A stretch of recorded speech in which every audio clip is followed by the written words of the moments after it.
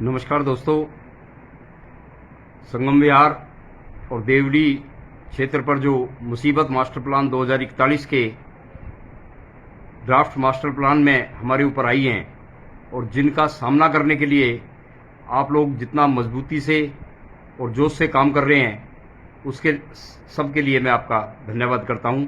उन तमाम मेरे यंग साथियों का जो पूरे जोर शोर से इस क्षेत्र को बचाने की मुहिम में मेरे साथ लगे हुए हैं। ऐसे हजारों लोग आज हम लोगों के साथ जुड़ चुके हैं।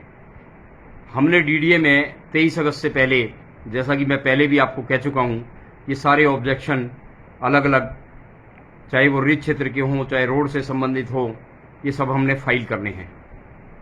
इस संबंध में मैं आपको ये कहना चाहता हूं कि आप अपने हर ब्लॉक के अंदर एक व्हाट्सएप ग्रुप बना लें और उस व्हाट्सएप ग्रुप में वो तमाम लोगों को जोड़ लें। एक व्हाट्सएप ग्रुप में, ब्रॉडकास्टिंग ग्रुप में 250 लोगों को जोड़ा जा सकता है। उसमें आप उन तमाम एक्टिव अपने साथियों को जोड़ लें जो इस मुहिम में लगातार काम कर रहे हैं। इससे हमारी ताकत बढ़ेगी। इस 10 लाख की आबादी के ऊपर जो संकट आया हुआ है, उससे लड़ने के लिए जरूरी है कि कम से कम ऐसे 500 व्हाट्सएप ग्रुप बना लिए जाएं। अलग अलग क्षेत्र में, चाहे एक ब्लॉक में 10, 15, 20 व्हाट्सएप ग्रुप बनाए जाएं, जिससे तमाम लोगों को इसमें जोड़ा जा सके। इस व्हाट्सएप ग्रुप में आप मुझे भी जोड़ लीजिए, ताकि आप जो भी कुछ कर रहे हैं उसकी जानकारी मुझे मिलती रहे और जो कुछ मैं आपको बताना चाहता हूं उसकी जानकारी भी तुरंत आपको मिलती रहे। सबसे पहले तो हमने ऑब्जेक्शन ही फाइल करने हैं, क्योंकि 23 तारीख बहुत दूर नहीं रह गई है। अभी बहुत लोगों को पता नहीं है इस बारे में। खासतौर पे कई ब्लॉक तो ऐसे हैं जिनमें से अभी तक लोग निकल के सामने आए ही नहीं हैं। या तो वो लोग बिल्कुल जानकार नहीं हैं, या उनकी आरडब्ल्यूए इस मामले में काम नहीं करना चाहती। कुल मिला के स्थिति यह है कि अभी हमें बहुत मेहनत करने की जरूरत है और 23 से पहले बहुत सारे ऑब्जेक्शन फाइल करने हैं। इसके साथ साथ मैं आप लोगों को ये भी कहना चाहता हूं कि आपके ब्लॉक के अंदर जितने भी खसरे नंबर आए हुए हैं, आप सर्वे करें, सब लोगों को बताएं कि उनकी पावर अटॉर्नी में क्या खसरा नंबर है, वो उनको इकट्ठा कर लें। एक टीम बना लें अपने ब्लॉक की, व्हाट्सएप ग्रुप जैसे मैंने बोला, और उसके अलावा एक कोऑर्डिनेटिंग टीम बना लें जो पूरे ब्लॉक के खसरे नंबरों को इकट्ठा कर ले। एक ब्लॉक में हद से हद 15 या 10 या 15 खसरा नंबर होंगे। उसके बाद उन खसरों के सेक्शन होते हैं, 1, 2, 3, 4, इस तरीके से उप सेक्शन जिनको बोला जाता है खसरे नंबर की।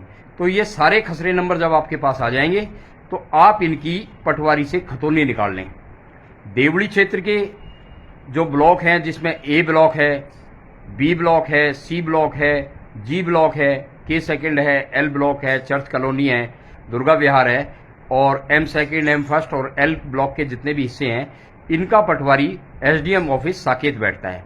आपकी आरडब्ल्यूए के पास भी, आपकी जो आरडब्ल्यूए रही है उसके पास भी एक खसरे नंबर नक्शे में मौजूद होंगे।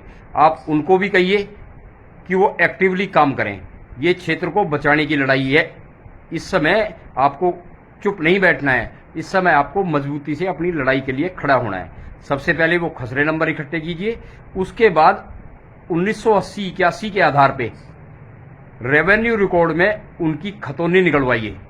इससे स्पष्ट हो जाएगा कि जमीन किसके नाम थी। 1981 में जमीन जमींदार के नाम थी या सरकार के किसी विभाग के नाम थी, फ्लड डिपार्टमेंट के नाम थी, या वो रिच क्षेत्र था। इससे सारी स्थिति बिल्कुल क्लियर हो जाएगी कि कौन कौन सा क्षेत्र निजी लैंड में बचा हुआ है, कौन सा क्षेत्र रिच क्षेत्र में बचा हुआ है। ऑब्जेक्शन फाइल करने के साथ साथ इस काम में भी लग जाइए। इसमें बिल्कुल चूक नहीं होनी चाहिए। यही हमारा हथियार है जो हमें बचाएगा। आपको अपने खसरों नंबर की खतौनी आपके पास होनी चाहिए। अगर आप निजी भूमि में जमे हुए हैं और आपके पास वो खतौनी उपलब्ध है तो आप 50% लड़ाई जीत जाएंगे।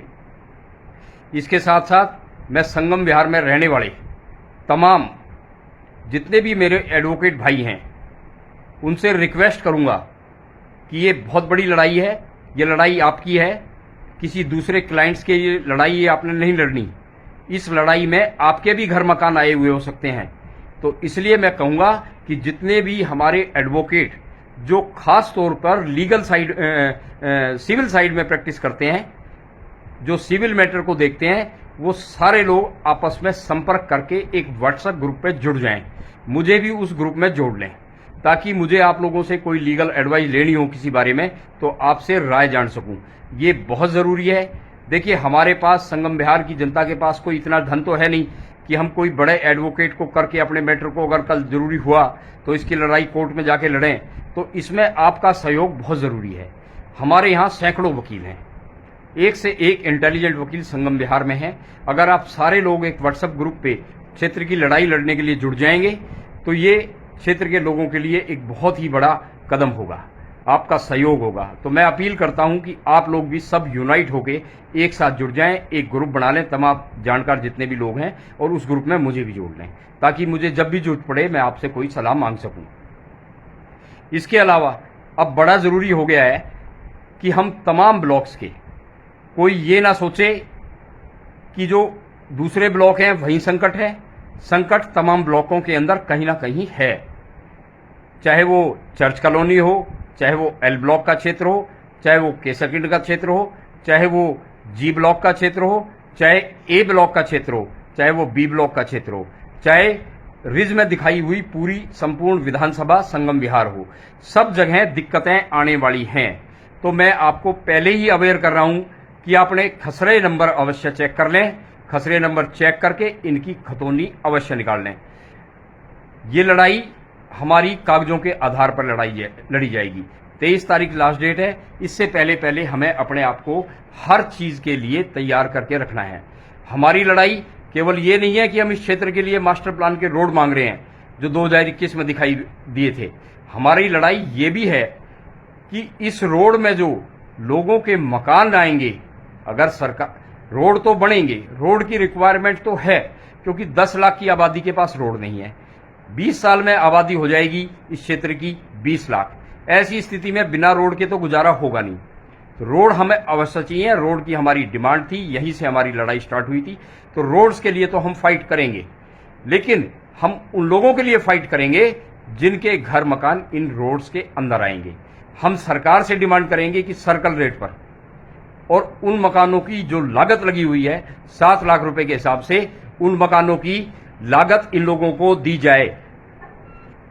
ये हमारी मुख्य डिमांड है। इसके साथ साथ जो रिच क्षेत्र में लोग बसे हुए हैं, जो अनजाने गलती से या भू माफियाओं के द्वारा रिच क्षेत्र की जमीन में प्लॉट काट के बसा दिए गए हैं, और अगर ये चीज सामने आती है कि वो रिच क्षेत्र में बसे हुए हैं, पिछले 40 साल से बसे हुए हैं, गुड फेथ के आधार पर बसे हुए हैं, तो हमें उन लोगों की लड़ाई भी इस मामले में लड़नी है। अगर सरकार उनको हटाती है तो सरकार उनको भी सर्कल रेट पे पैसा दे, उन लोगों के मकानों की लागत दे, ताकि वो गरीब तबका बर्बाद होने से बच जाए। उन्होंने जीवन भर की पूंजी से जो जमीन खरीदी है, जो मकान बनाए हैं, वो बर्बाद ना हो। उन लोगों को सेटलमेंट का एक साधन मिल जाए अगर सरकार उनके मकानों की कीमत उनको अदा करेगी। हमारी ये भी एक लड़ाई है जो कि बहुत बड़ी लड़ाई है। इसके लिए भी हमें संघर्ष करना है। ये इसलिए मैं कहना चाहता हूं कि उन लोगों की गलती नहीं है। दिल्ली में डीडीए इसीलिए बनाई गई थी कि वो दिल्ली की जरूरतों को पूरा करे। 80 के बाद जिस तेजी से दिल्ली में आबादी बढ़ी, उस समय डीडीए का यह दायित्व हो जाता था कि वो इतने मकान बना के दे ताकि जो दिल्ली में लोग आ रहे हैं, तेजी से बढ़ती हुई दिल्ली की जो जनसंख्या है, उसको मकान उपलब्ध हो जाएं।